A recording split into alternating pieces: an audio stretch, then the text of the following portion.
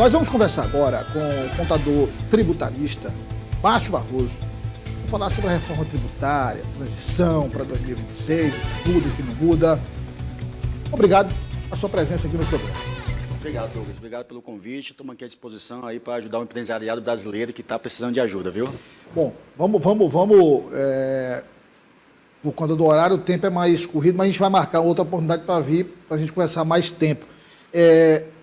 A reforma tributária é uma realidade. Sim. E não é opção de aderir ou não aderir. Não, isso. Fato, né? Agora, o que tem de dúvida, os próprios contadores, Sim. né, advogados e os empresários eu conversei com alguns, eles estão assim, com a mão na cabeça, mas assim, temendo mais do que uma operação policial. Isso é verdade. Eu acho que é super normal, Douglas, sabe? Qualquer início hoje de qualquer tipo de assunto novo que vai ali entrar como uma variável nos números do negócio, ele traz incômodo.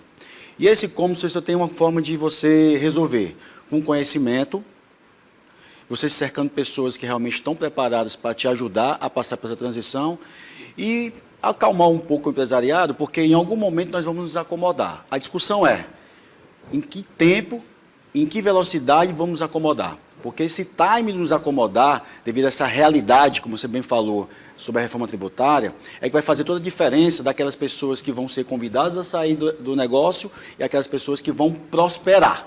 Porque há prosperidade nesse sentido, tá? Porque as pessoas que estão mais preparadas com seus negócios, certamente vão passar isso com mais tranquilidade. Mas quem não está tão preparado assim, realmente vai sofrer. Agora, quando você fala, as pessoas que estão mais preparadas com o seu negócio, significa o quê? O que acontece, tá? Hoje nós somos 25 milhões de CNPJs, Douglas. Esses 25 milhões de CNPJs, 90% desses CNPJs praticamente são do Simples Nacional, ou MEI. Essas empresas que são Simples Nacional ou MEI, elas, teoricamente, né, pelo menos lá pelo escritório, lá pela empresa, lá pelo nosso grupo, elas não estão preparadas do ponto de vista de estrutura, de eficiência operacional. Essas pessoas estão preocupadas apenas em quê? Em vender, olhar o produto e ali ter uma parte de transação operacional de caixa, pagamento, coisa assim por diante. A reforma tributária vai trazer que você traga um novo tipo de comportamento, né, dentro da sua empresa. Que comportamento é esse, Márcio? As pessoas vão ter que entender que a reforma tributária não está trazendo para você uma discussão sobre imposto. Não é questão de imposto, é uma nova forma de fazer negócio. Porque você vai ter que ter mais eficiência na compra, você vai ter que ter mais eficiência sobre a sua gestão, você vai ter que ter mais eficiência sobre a sua venda, você tem que fazer investimentos em sistemas, você tem que fazer investimentos no controle dos seus gastos. E isso o empresariado brasileiro não está acostumado. Ele mal concilia a conta bancária, imagina ele ter controle sobre todos os seus investimentos, sobre os seus gastos, para que ele possa realmente controlar realmente o que está acontecendo com o seu lucro e com a sua geração de caixa. O período é relativamente longo para se adaptar, enfim, Sim. Mas é aquela questão, quanto mais cedo o empresário se preparar, e aí, como você falou, mas não só o grande empresário, os pequenos empresários Sim. também, todos se prepararem, buscar informações, como é que faz a transição. Quanto mais rápido o empresário estiver preparado para essa transição, melhor. Sim, na verdade, é como eu falei para você, né? A reforma tributária vai passar por um período de transição. Então, o período de transição começa agora a partir de janeiro de 2026. Existem algumas prerrogativas muito para testar sistema, né, da Receita. A Receita vem com um modelo, né, com algumas premissas de simplificação, algumas premissas ali de padronização e, naturalmente, ela vai combater a evasão fiscal. Esse lance de você combater a evasão fiscal é aí que mora o perigo para os empresários que estão desorganizados. Por quê, Douglas? O empresário que está organizado, ele só tem dois planejamentos, o empresariado brasileiro só tem dois planejamentos na vida. Ou ele adota o Simples Nacional, ou ele omite receita. O empresariado brasileiro, por uma questão de ser desorganizado, ele acha que Simples Nacional e ele sonegar imposto é o único planejamento que ele tem que seguir para ele continuar vivendo e sobrevivendo dentro do mercado. Pois é, a reforma tributária, um dos preceitos dela é acabar com a evasão fiscal, com a omissão de receita, por isso ela está se preparando. Então, a partir de 2026, que é um ensaio, mas é um ensaio meio que valendo já, tá certo? Vai preparar as empresas em termos do ponto de vista sistêmico, do ponto de vista operacional e do ponto de vista de comportamento.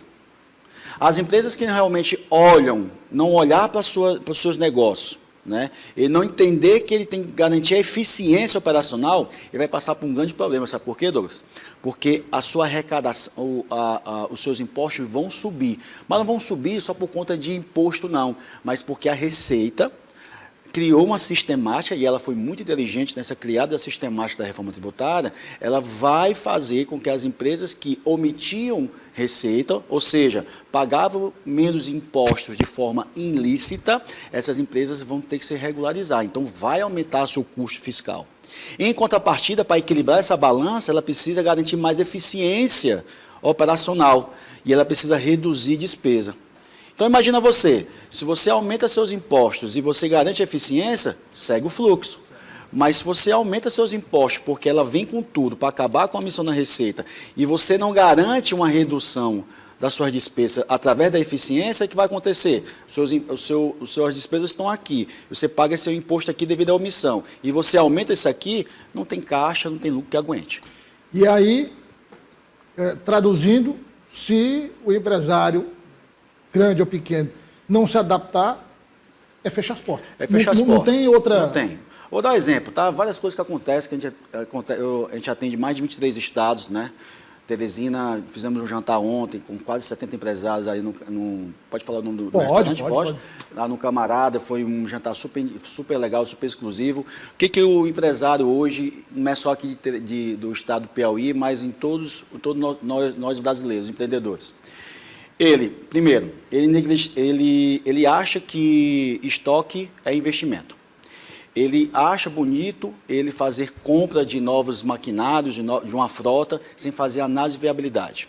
Ele acha que contratar empréstimo, só olhando se a parcela cabe no seu bolso, sem olhar o custo financeiro dessa captação, ele acha que isso é o suficiente. Ele concorda, ele admite manter uma pessoa dentro do seu quadro societário, dentro do seu quadro funcional de funcionários, manter essa pessoa apenas pela confiança.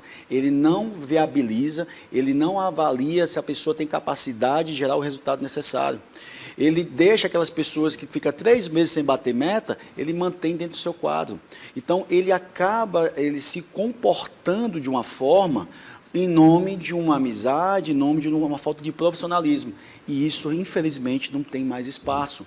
Ou ele garante uma melhor eficiência para o seu negócio, porque os impostos, e isso que eu defendo, que roda o Brasil todo conversando sobre reforma tributária, não tem nada a ver sobre imposto. Existe mais sim a implantação de um novo cenário, onde as empresas vão ser convidadas não, vão ser obrigadas. Você acabou de falar um negócio super interessante, Douglas. Vão ser obrigadas a entrar dentro do novo cenário, onde ele sabe que as despesas, a redução da despesa, a busca por eficiência operacional é que vai fazer todo o processo para ele ter sobrevivência. Política de desconto, política de perda, trabalhar melhor o seu fluxo de caixa, receber mais à vista, pagar mais a prazo, ter uma precificação ajustada dos seus produtos e serviços, e isso vai garantir sobrevivência. Do contrário, irmão, você vai ser convidado a sair. Você falou da iniciativa privada. E a iniciativa pública? Municípios, governos e o governo federal, qual o impacto?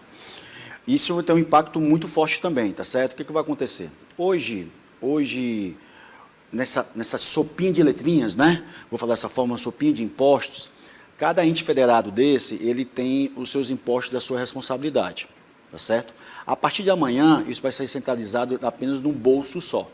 Então, toda a concentração da arrecadação vai estar no nome da União.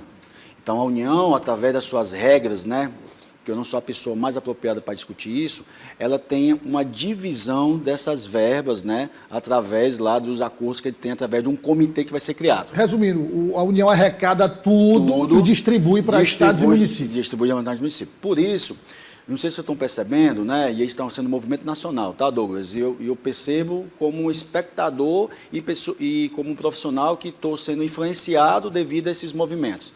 Muitas prefeituras estão buscando os últimos centavos, Então, ela está revisando os últimos 5 anos, ela está revisando muitos processos de obrigações, que nós chamamos de obrigações acessórias, as obrigações principais, que são os impostos, está revisando tudo, está fazendo cruzamento de dados com a movimentação financeira das empresas, movimentação de dados versus o que ele está informando. Então, ela está fazendo vários cruzamentos, seja os estados, seja os municípios, para ver se enche os seus cofres.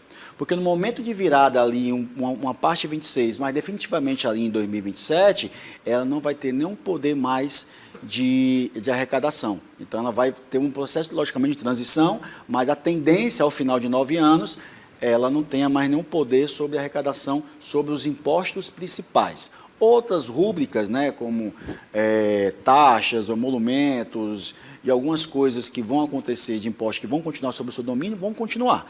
Mas a grande maioria, que a gama é grande gama, né, ISS, ICMS, né, tudo isso vai ser realmente concentrado na mão do governo, da União. Inclusive mudança de nomenclatura. Né? Mudança de nomenclatura. Na verdade, né, uma das coisas que eu acho, na minha opinião, que falhou, né, na reforma tributária, que uma das premissas, quando começou lá na PL, né, no começo de emenda lá referente à reforma tributária, que é de muito tempo, tá? Assim, mais de 20 anos que corre isso, foi aprovado agora no final de 2024, é que não tinha responsabilidade, não tinha objetivo de criar novas nomenclaturas, de aumentar a arrecadação. Na verdade, é redistribuir, fato que não aconteceu. Então, por exemplo, ela criou lá, nós tínhamos lá PIS, COFINS, ICMS, IPI e ISS, 5 rúbricas. Ela criou 3 impostos. Então, ela trocou 5 por 3. Então, ela concentrou PIS e COFINS, né, e IPI, ICMS e ISS em outra rúbrica, mas criou um imposto chamado Imposto do Pecado. Então, ela criou 3 rúbricas novas. E aí que vem a confusão, porque o lance era simplificar. O lance era deixar a coisa mais simples. E, infelizmente, isso não aconteceu a princípio, no primeiro momento, tá? Então, cenas dos próximos capítulos. É possível, com o tempo, o governo federal discutir com os estados e municípios na aplicação, quando tiver tudo funcionando, começar a perceber um problema aqui, outro ali, fazer ajustes? É normal, tá? O que vai acontecer? São 2 coisas que vai acontecer fortemente. Que da forma que começa, não vai terminar, né? Então, vai ter muito processo de judicialização. Os advogados vão ter muito trabalho. Já estou conversando com alguns colegas e amigos que alguns assuntos sobre determinados segmentos estão ali, a gente tem dúvidas sobre algumas situações. Quando acontecer na prática, que a gente vai ter a certeza, logicamente vamos ter dúvidas, né? Vamos ter dúvidas de como isso vai acontecer. Isso aí realmente deixa para o nosso time jurídico para resolver. E a outra que, logicamente, é essa adaptação, essa acomodação, sabe, Douglas? Tudo vai se acomodar. Não vamos vender terrorismo aqui, tá, gente? Não, isso é uma irresponsabilidade. Mas vai ter dúvidas nesse início, tá? É a mesma adaptação do Plano Real, quando nós tivemos lá há 20 anos atrás, enfim, mais de 30 anos atrás. Então, vai ter uma acomodação. Vai ter dúvida no início, mas as coisas vão se acomodar. É esse processo de acomodação que a gente precisa sentir. Então, vai existir um comitê, né?